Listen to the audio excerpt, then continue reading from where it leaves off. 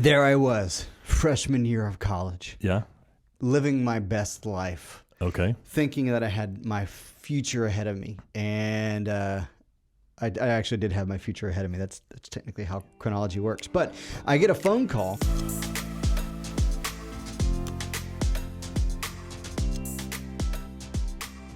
Hello and welcome back, everybody, to the podcast. We are your hosts, Josh Hargrove And Ross Powell. Ross, have you ever had a time in your life where there was a decision that at first to you seemed quite obvious, but then you came to realize that, you know what, actually it wasn't quite so much obvious? Yes, I'm sure that I have. You can't think of any specifics? I'm not thinking of anything right now. But I hope that you have one to grace our listeners with. Do you have one, something that revealed itself to be in a different direction than the obvious first choice? That's not how this works. I'm supposed to put you on the spot, and then you gotta squirm and come up with something. I'm rubber, and you're glue. Whatever you say bounces off of me. Okay, anyway, so I guess I kind of have sort of an anecdote that could apply here. I was in, it was my freshman year in college. So, Hey, Avi, this is for you, buddy, our intern extraordinaire. Future Aggie. Yeah. Current Aggie? No classes yet, but think, he's enrolled. I think you technically have to pay them money first before you can be official. They're going to pay him. That's true. They are going to, or they're going to net it out. Anyhow, we digress. There I was, freshman year of college. Yeah. Living my best life. Okay. Thinking that I had my future ahead of me. And I actually did have my future ahead of me. That's technically how chronology works. But I get a phone call. No. I'd gone home. That's what it was. I had gone home and I was back visiting with the church that I had grown up in, had been very active in. And my youth pastor at the time, he said, hey, why don't you, this is Christmas break, why don't you think about, coming back here and go to work for us? You love it here. You love the student ministry. You've got, some great gifts. We could really use your help. Yeah. Come back here and maybe you just enroll in college somewhere here locally, but you'll get to do ministry, which, you know what, I even though I was going to Texas A&M, my mind was set on, I want to be in full-time vocational ministry, church, student pastor type thing. Yeah. And so it seemed like, oh man, no brainer. Yeah, this is what I need to do. Okay. And without getting into all the gory details, essentially what it boiled down to is, no, that was not the right move. Not the right thing. That was not the right move. I needed to stay put right where I was, which is what I ultimately ended up deciding to do, which is good. Got my degree, met my wife, have a family now, have a education from A&M, all the good things. Great. Sounds like God was taking care of you the whole way. Yeah, God was taking care of me the whole way. Okay, so why do I bring this up? Well, I get asked to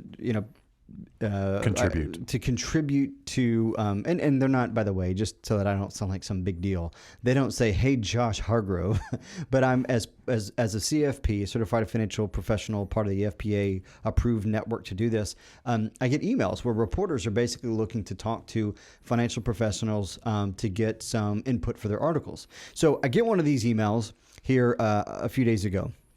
And here was the question. It said, okay, with the market downturn that we're in right now, is this an advantageous time for people to convert their traditional IRA over to a Roth IRA? Okay. And he kind of had this tagline, or not tagline, but he had this note that where he said, seems like a no-brainer, but I'm just curious what you guys think.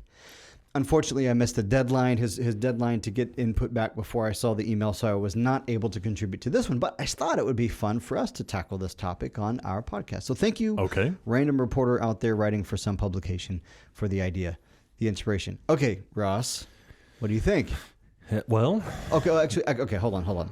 Before you, how about this? Why would it seem to this reporter that this is a no-brainer? Fair question. It seems like a no-brainer to convert future taxable money into future tax-free money. Yeah.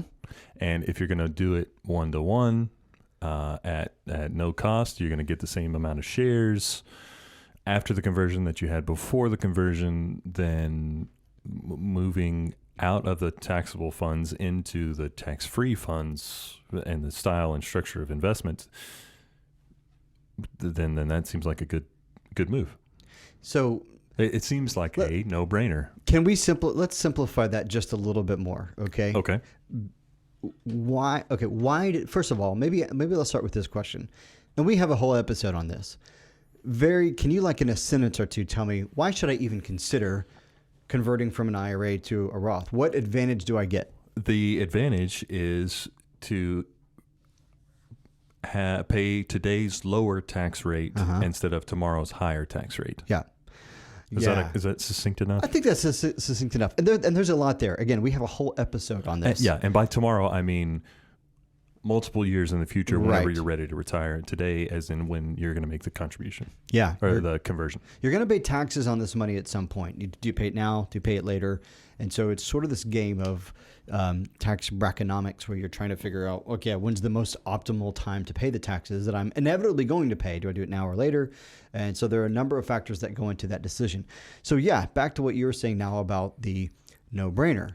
Okay, well, if I had this much, I know for those of you who are not watching the video, my hands are separated about 2 feet. If I had this much money in January and the market went down and now I have this much money, I just moved my hands closer together. They're about 1.5 feet apart now. I have this much money. Wouldn't it be better to convert this? Or, I had 200,000. Now I have 160,000. Wouldn't it be better to, convert this 160 versus 200? Seems like a no-brainer. Yeah. And the reasoning there is instead of paying tax on 200, now you're paying tax on 160. Bingo. Which is less. That's less. Less taxes. Winning right there. All right, we got our answer, Avi. We got our answer. The answer is yes. Yes, it is. In the podcast. Pump the brakes. Pump the brakes.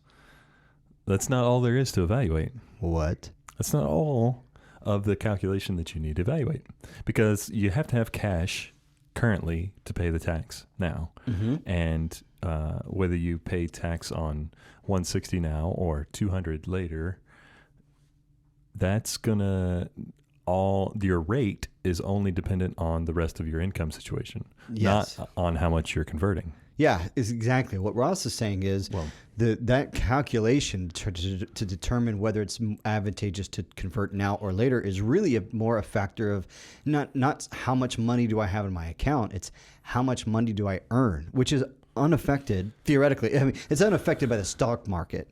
Yeah, and this income is going to come in and affect that bracket as well. So we don't want to oversimplify it, but your current income tax rate is the determining factor of how much tax you're going to pay. Now you actually crunched some numbers for us, right? Yeah. So I started with 100,000, and I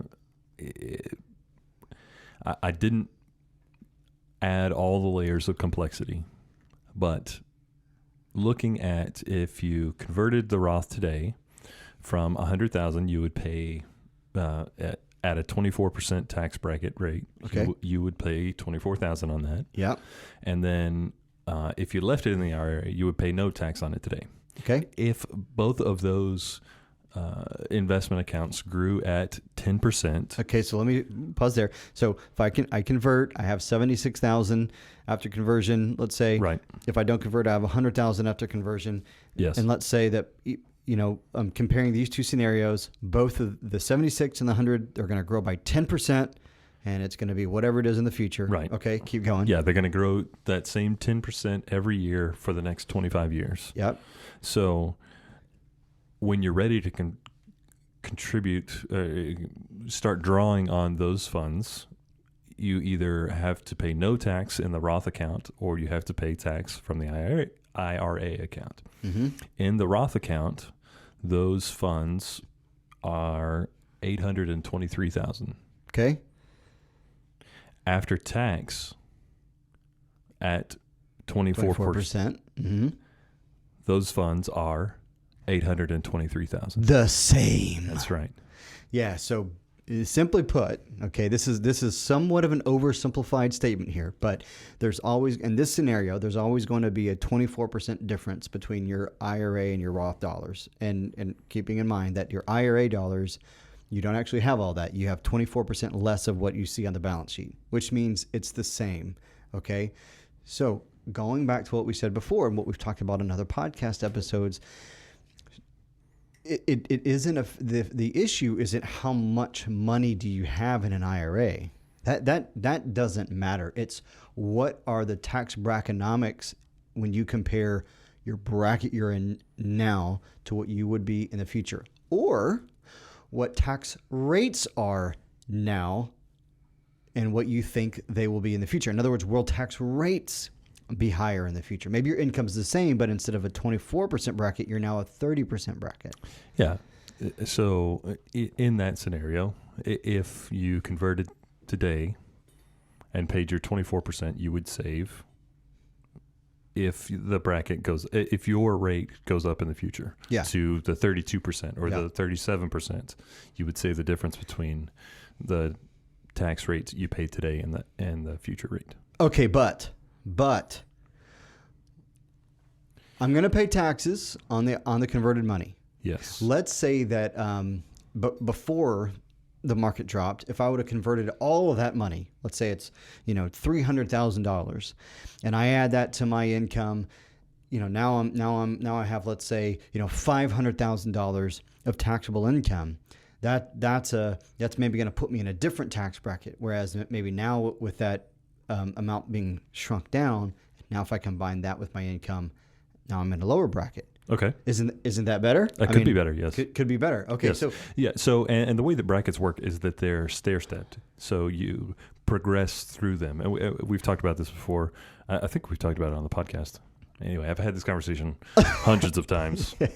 But surely it's come out on the podcast. When you cross into the bracket, you're only taxed at the funds that cross into that bracket. Yeah. And so once you meet that threshold, it's not like all of your income becomes taxed at 32%. It's only the amount that has crossed into that threshold. Yeah. And so does that mean that there could be an advantage to converting it all now?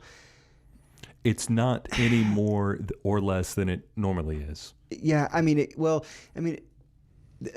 the only way that you could say it would be, and we were talking about this, is let's say that you are in a profession where your income, maybe you own a business, or maybe you're an attorney, or something like this, where commissions. Yeah, there are big jumps in income from one year to the next, and so you're in line for something like that. Okay, well you could kind of pad this year and go, I can get the entire thing converted this year while I'm in this lower income and therefore lower tax bracket, so that is advantageous. So, but it's the same game that you would be playing any other year. Yeah, and if you just broke it up, like instead of converting all of it, you just do some this year, some next year, some next year. So in those lower bracket years, you want to convert at a lower bracket years, yeah, to avoid taking the distribution at the higher bracket. That's the whole Roth comparison. There are a couple of other Roth advantages that are outside of the tax right advantage. But if you're looking at the tax advantage, it's all about what rate are you paying now and what rate do you think that you'll be paying in the future. Yeah. So to answer this particular reporter's question, seems like a no-brainer. No, it's not. It is not a no-brainer. In fact, probably for most people, it's really immaterial. It didn't take us long to create a couple of scenarios where it would take some additional evaluation to properly answer the question. Yeah. So there are some very, very specific situations where, yes, it may be advantageous to do it more this year than it would in a year where it's up, but it certainly is not a no-brainer, and it certainly would take some evaluation. But yeah, to your point, I think most people listening, probably it makes no difference whether their balance is lower this year because of stock market. Their current balance doesn't change the conversation. Right. Yeah. But the conversation still needs to be had. So get with a financial professional. Right. And have the conversation about should you be converting your funds to Roth. Yeah, absolutely. All right. Well, that was fun. But you know what I liked about that is it made me think, right? Yeah. he said it seems like a no-brainer, and like immediately I was like, oh yeah. Wait a minute. No, it's not. So Did this you is stop the proceedings because he's leading the witness? yeah. No? Yes? No? Yeah, right. Well, like I said, I missed the cutoff There you go. for his deadline. You had a chance. Yeah, I had a chance. Oh well, sorry, whoever you are, person. Maybe we'll get to talk again other Sometime time in the future. Hopefully, you listen to this podcast, and then you can pull some good material for your articles from this. But yeah, I thought it would be fun for us to talk about, because I think what really people, a lot of times, I think what this does is it underscores a greater problem, which is people do jump to conclusions. They do make sort of some quick decisions, or maybe think things seem like, oh yeah, it makes sense that I should do this, but you really gotta stop, evaluate, put pen to paper, or contact one of us or somebody like us who will help you think through that type of a scenario and figure out, okay, is it actually good for you? Yeah. Yeah. Great. Yeah. Okay, Josh, it was a great summary, great topic that you brought to us from your article writer, but let's take it home. Let's take it home. What have you been listening to? Well, I mentioned in the last episode that my family and I took that vacation to Florida Panhandle 30A, and so it's a long car ride, 12-ish hours, give or take, in the car there and then back. Yeah, and you didn't want to talk to those people. I mean, who wants to talk to your family while you're in the car for 12 hours? No, I mean, we're going to get 7 days of talking. Yeah. So just trying to harass you as much as I can. I know. I listened to, I knocked out almost 2 complete books, audiobooks. Which ones? So the one that I listened to on the way there was 13 Hours in Benghazi. It's kind of the paramilitary guys' accounts of what happened and everything during that scenario. Yeah. That was a fascinating, what do you call it? Not a read, but a listen to? A fascinating listen. Fascinating listen. The other book that I listened to on the return trip, that I'm still have just a little bit left to go, but almost finished. It's called Into Thin Air, and it's the account of the tragic expedition up Mount Everest, where something like 8 or 9 people died, as several groups were trying to summit the tallest peak in the world, by John Krakauer. Pretty good. I've heard of this book, but I've not read it yet. So. Yeah, it's not amazing. It drags a little bit, anyways, but it's good. 13 Hours in Benghazi was captivating. This book is good. Not quite as captivating. He's got another book called Into the Wild that is fantastic. That's a great read. They made a movie out of that one. Yeah, I've seen the movie. Yeah, Emil Hirsch. How about you, sir? What have you been listening to? I've been listening to a book also. Mm-hmm. It's called The Inheritance Games.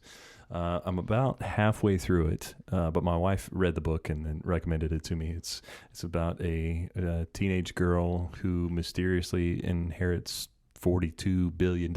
Is this fiction or? It's fiction. Yeah. Okay, it's fiction. Yeah. Okay. So it's pretty interesting, the relationships that develop in the mansion that she's supposed to live in and to meet all the qualifications of the will, and it's this big riddle. Yeah, it's a fun mystery so far. So you're still in it. You haven't. Yeah, I'm about halfway through. Okay. So nice. All right. Yeah. Well, recommending a book that you're only halfway through. That's I could be dangerous. I mean, extending my wife's recommendation.